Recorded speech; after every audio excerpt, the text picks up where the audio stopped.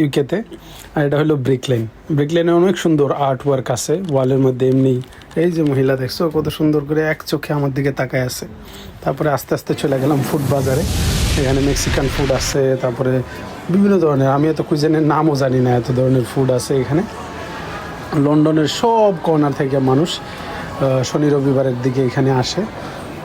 কেউ বিক্রি করে, কেউ আইসক্রিম বিক্রি করে, কেউ বিভিন্ন কুইজেন এখানে আছে। বাবল টি আছে, মিল্কশেক আছে, কত কিছু।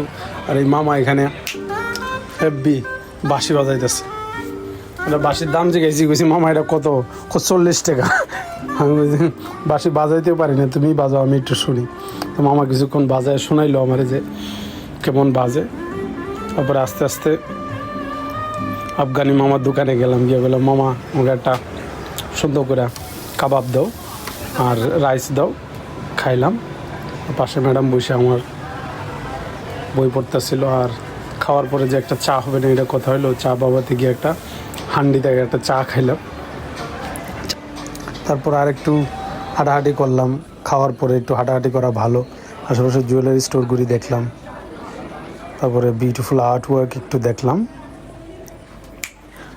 তারপরে আস্তে আস্তে ঘরের দিকে রওনা হইলাম। আর এই খাবার দিকে যদি ক্ষুধা লাগে তাহলে গিয়ে কিছু খাওয়া দাওয়া করেন। আবার দেখা হবে। আল্লাহ হাফেজ।